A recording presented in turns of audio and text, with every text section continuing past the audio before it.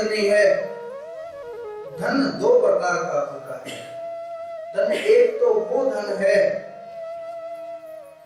जो आप प्राप्त करने की कोशिश कर रहे हैं, एक वो धन है जो संसार प्राप्त करने की कोशिश कर रहा है। आप बैठे हैं हमारे सामने, बहुत लोग ये सोचते होंगे, आपने भी सुना होगा, देखे भी होंगे, आपके साथ ऐसा व्यवहार भी हुआ होगा, आगे भी होता रहेगा कि आप क्या लेने के लिए आते हो यहाँ, क्या मिलता है यहाँ, हमें तो आज तक कुछ मिला नहीं, हमें तो आज तक कुछ प्राप्त हुआ नहीं, तुम्हें कैसे क्या प्राप्त होगा, क्या जानता है ये, कुछ नहीं जानने वाला, हमने बड़ा नजदीक से देखा है, हम बचपन से देखते आ रहे हैं, कुछ नहीं, केवल अपना करता है, अपना ध्यान करता है, कुछ नहीं जानता, किसी का कुछ नहीं पता लगता। लेकिन जिसको जिस वस्तु की आवश्यकता होती है वो उसी की तलाश में निकलता है, उसी की खोज में निकलता है, उसी दिशा में आगे बढ़ता है। जिसको जिसकी इच्छा होती है, अगर कोई प्यासा हो तो सैकड़ों दूर अगर नदी चल रही हो, बह रही हो, तो वहां पहुंच करके जल ग्रहण करता ही है। अगर प्यास न लगी हो तो सामने भी अगर नदी बह रही हो और बिल्कुल जल कितना भी मीठा क्यों न हो, उसको भी खारा लगेगा, वो नहीं समझ पाएगा कि कैसा है, क्या खेल चल रहा है। संसार दो प्रकार के धन कहा मैंने, एक वो धन है जो अंतरात्मा का है, जो कभी घटता नहीं, सबके सब लोगों को सबका सब धन प्राप्त हो जाए तब भी इतना ही बाकी रहता है और इतना ही मिलता रहता है।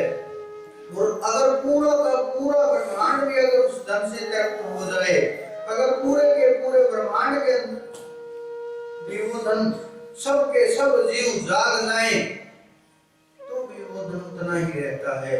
लेकिन एक वो धन है, ये धन हमें मिल रहा है लेकिन हम ग्रहण नहीं कर पा रहे हैं, इसमें कोई बाधा भी नहीं है, इसमें कोई रोक भी नहीं लगा रखी है, कोई रोक भी नहीं सकता।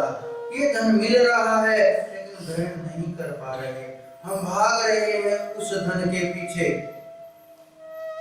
जिसके ऊपर भिन्न भिन्न प्रकार के बंधन हैं, जो न प्राप्त हो सकता है न हुआ। इन शब्दों का प्रयोग मैंने इस कारण से किया है क्योंकि ये धन का प्रयोग तभी तक कर सकते हैं जब तक ये शरीर है, उसके बाद नहीं कर पाएंगे। उसके बाद तो केवल जो धन प्राप्त हो रहा है, जो लोग आप लोग ये धन प्राप्त कर रहे हैं, केवल यही काम आएगा, यही आपको आगे तक ले जाएगा और यही आपको जगाएगा। लेकिन इसके लिए सबसे ज्यादा ध्यान की जरूरत है, सबसे ज्यादा उसके चिंतन की जरूरत है। इस संसार जो भटक रहा है, संसार जो भ्रमित कर रहा है, संसार जो हमें उस परम चेतना से दूर ले जा रहा है, इसे हमें बड़ा संभल संभल कर चलना है। क्योंकि जितने भी महल, मकान, पत्थर, सब कुछ यहीं रह जाने वाला है। आप ये समझना, कुछ बच्चे खेल रहे, एक महात्मा खड़ा होकर के देख रहा, तो कुछ बच्चे जो रेत के, आपने भी खेल बनाए होंगे, आपने भी रेत के घर बनाए होंगे, ईंटों के मकान बनाए होंगे, आपने यहाँ भी देखा होगा गोवर्धन के अंदर कई कई मंजिला मकान पत्थरों के बना दिए जाते हैं, चारों तरफ से बाड़ लगा दी जाती है, ये मेरा घर है, अगले जन्म में इस प्रकार का मिलेगा, बड़ी समृद्धि मिलेगी। तो बच्चे भी खेल रहे थे रेत के घर बना करके, और खेलने में बड़ा आनंद आ रहा था, एक दूसरे का घर देख रहे थे। एक बचपन से ही हमारे अंदर प्रतिस्पर्धा सब हो जाती है, इसका छोटा घर है मैं इससे बड़ा बनाऊंगा, इसका छोटा है मैं इससे बड़ा बनाऊंगा, और बड़ा बनता चला जाता है। रेत के घर बना रहे और एक बच्चे का पैर लग गया एक घर पे। जब एक बच्चे का पैर लगा तो सबके सब बच्चे उसको लिपट गए और उसी के साथ लड़ाई करने लगे, मारामारी करने लगे, बहुत उसका बुरा हाल कर दिया। लेकिन तभी आवाज आई घर वालों की कि वापस आ जाओ, शाम हो गई। जब वापस चले तो सब कुछ यही इसी प्रकार से छोड़ करके वो बच्चे खेलते हुए और भाग लिए घर की ओर, दौड़ चले अपने घर की ओर। यही हमारे साथ हो रहा है, लेकिन हम समझ नहीं पा रहे। हम इन मकानों के साथ, इन पत्थरों के साथ, संसारिक वस्तुओं के साथ अपने को बांध दिया है, हम नहीं खोल पा रहे हैं। कोई भी बंधन टूट नहीं पा रहा है, न बंधा हुआ भी मान लिया कि हमने बंध गया और हम उससे बाहर नहीं निकल पा रहे। इतनी बुरी तरह से बिना बंधे हुए भी जकड़ दिए गए हैं, शायद बंधे हुए बिना जकड़े गए हों। क्योंकि जब ये मन से कोई बांध दिया गया हो तो उसे कोई नहीं खोल सकता। अगर कोई रस्से से बांध दिया गया हो तो उसका कोई इलाज हो सकता है, उसका तो खुलाव हो सकता है, वो तो खोला जा सकता है। लेकिन जो मन से बांध दिया गया हो उसे संसार में कोई नहीं खोल सकता, न कोई खोल पाया है और न ही कोई खोल सकता है। तो जो जिस वस्तु की खोज में निकलता है उसे वही प्राप्त होती है, और जिसके अंदर जो मानसिक वृत्ति भर दी गई है वही खेल चलता रहता है। आप देखना, छोटे छोटे जानकार, आपने देखा होगा जूते बनाने वाला मोची दूर से जूते देख करके व्यक्ति का पूरा चरित्र देख लेता है। क्या है ये, क्या करने वाला है, उधार देगा ना देगा, किस लेवल का ये आदमी है, कितने पैसे हैं इसके पास, कैसा व्यवहार है। केवल एक जूता देख लेने से वो सब कुछ देख लेता है।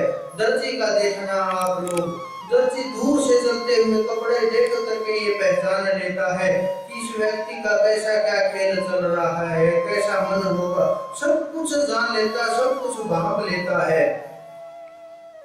जिसको जो चाहिए उसी की खोज में निकलता है। झरना बह रहा है ज्ञान का, नदी बह रही है, लेकिन हम डरते हैं गोता लगाने से, कहीं डूब न जाएं। और जब तक डरते रहेंगे कोई नहीं नहला ही नहीं सकता, वहां पहुंचा ही नहीं सकता।